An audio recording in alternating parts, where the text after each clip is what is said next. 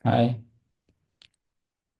sekarang kita akan membahas mengenai studi kasus slot judi gacor dari perspektif analisa keamanan cyber dalam judi online.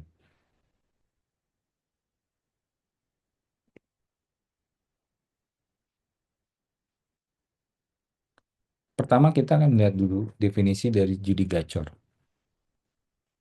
Apa sih gacor, judi gacor itu? Istilah judi gacor itu biasanya digunakan dalam dunia judi online, khususnya pada permainan slot. Kata gacor sendiri merupakan singkatan dari gampang bocor, yang dalam konteks ini berarti slot tersebut mudah memberikan kemenangan atau jackpot.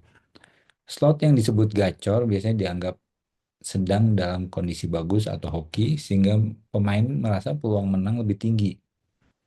Inilah yang membuat konsep ini sangat menarik bagi banyak pemain karena ada harapan yang bisa mendapatkan keuntungan besar dalam waktu singkat. Namun sebenarnya iming-iming ini di balik iming-iming ini tetap ada resiko besar yang kadang-kadang diabaikan oleh para pemain.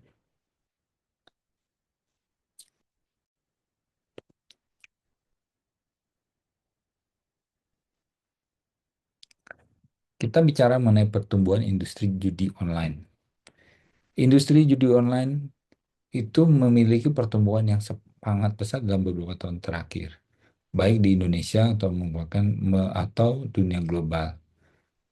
Hal ini tidak terlepas dari kemajuan teknologi, akses internet yang bukan mudah, sehingga membuat siapa saja bisa bermain dengan menggunakan ponsel. Platform judi online pun terus bermunculan dan menawarkan berbagai jenis permainan. Dari sini kalau kita lihat dari tabel di bawah ini, pada tahun 2017 itu jumlah transaksi sekitar 250.000 dengan nilai transaksi 2 miliar. Kita lihat 2020 jumlah transaksi itu naik menjadi 5 juta transaksi dengan nilai transaksinya 15 miliar. Tahun 2022 transaksi itu naik lagi sampai 104 juta dengan transaksi 104 miliar. Ini angka yang besar sekali dan perkembangannya sangat drastis banget. Dengan jumlah pemain yang terus bertambah, industri ini menjadi lahan bisnis yang sangat menguntungkan. Namun di balik di balik pertumbuhan ini ternyata ada tantangan serius seperti potensi penyalahgunaan, masalah kecanduan dari usernya, serta sulitnya melakukan pengawasan terhadap aktivitas ilegal yang terjadi di dunia maya.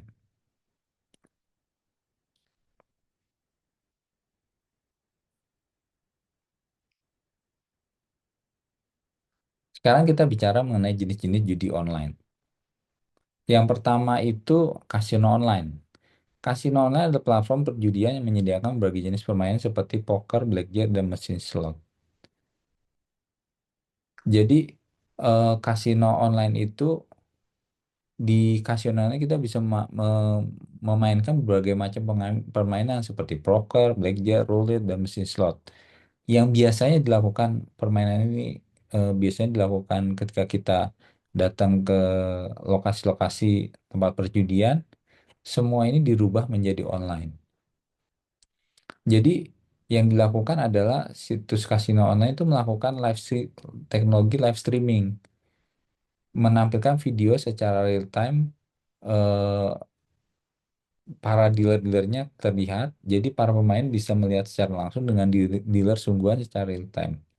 Ini suasana ini terasa seperti kita berada di kasino sungguhan tanpa harus keluar rumah. Kemudian inilah yang banyak membuat user-user senang akan kasino online karena sensasinya terasa lengkap meskipun hanya bermain lewat layar atau online. Kemudian taruhan olahraga. Taruhan olahraga merupakan salah satu bentuk judi online yang sangat diminati. Dalam taruhan ini, pemain memasang tawaran pada hasil pertandingan olahraga seperti sepak bola, basket, tenis, atau balapan. Banyak orang yang tertarik karena bisa menggabungkan hobi misalnya hobi bola, dan pengetahuan mereka tentang dunia olahraga dengan kesempatan mendapatkan keuntungan kalau menang. Selain itu ada berbagai jenis taruhan yang bisa dipilih, mulai dari menebak pemenang pertandingan, jumlah skor, hingga siapa yang mencetak gol pertama. Dengan banyak pilihan, taruhan olahraga terasa seru dan menantang bagi para penggemarnya. Selanjutnya adalah permainan lotre. Permainan lotre atau suka disebut togel adalah judi online yang sepenuhnya mengandalkan keberuntungan. Pemain cukup membeli tiket dengan harapan nomor yang dipilih akan cocok dengan hasil undian dan bawa pulang hadiah besar.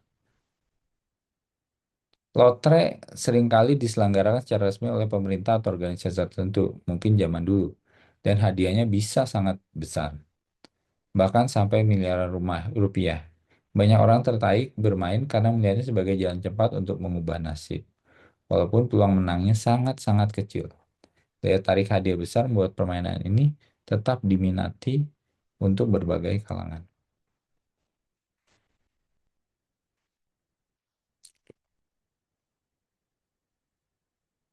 Yang terakhir mengenai peraturan judi di Indonesia. Di Indonesia kita mengenai peraturan Undang-Undang Nomor 7 Tahun 74 dan UU ITE, yaitu undang-undang itu tentang penertiban perjudian yang menyebutkan bahwa kegiatan judi dilarang dan bertentangan dengan norma hukum maupun sosial di masyarakat. Selain itu, undang-undang yang baru mengenai UU ITE, Informasi dan Transaksi Elektronik, juga digunakan untuk menjerat pelaku judi online, baik yang menyebarkan, mengelola situs, maupun yang ikut bermain. Pelanggaran ini terhadap aturan ini tidak main-main. Hukumannya bisa dikenakan berupa kurungan penjara ataupun denda yang cukup besar. Pemerintah juga secara aktif memblokir situs-situs judi online dan bekerja sama dengan pihak berwajib untuk menindak tegas aktivitas ini. Tentunya bukan hanya soal hukum, tapi juga melindungi masyarakat dari dampak negatif judi seperti terutama kerugian finansial atau kecanduan hingga kehancuran rumah tangga. Oleh karena itu penting bagi kita untuk memahami bahwa meskipun judi online terlihat mudah diakses, namun di Indonesia tetap ada pelanggaran hukum yang serius di balik semua ini.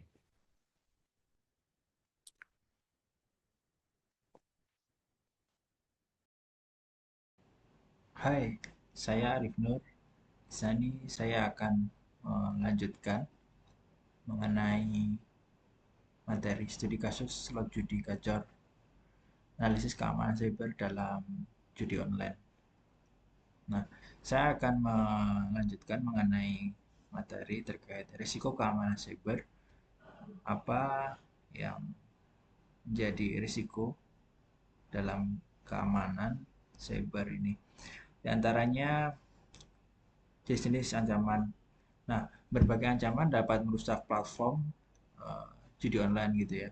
Ancaman ini termasuk peretasan, kemudian malware, phishing, DDoS, dan SQL injection.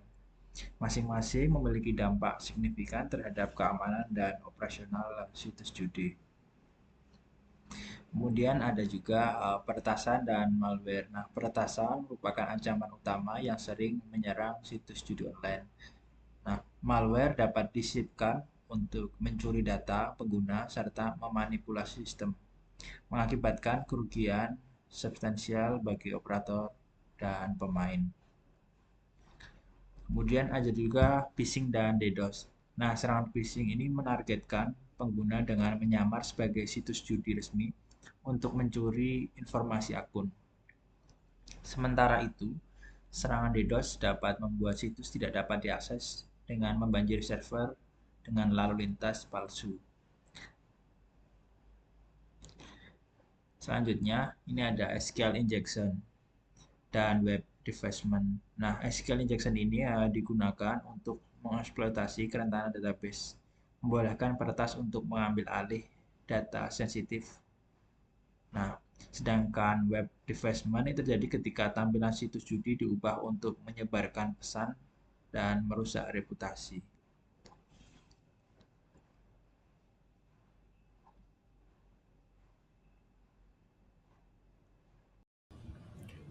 Baik, saya Fahmi akan melanjutkan presentasi terkait studi kasus slot judi gacor, analisis keamanan cyber dalam judi online pada bagian mitigasi dan alat keamanan.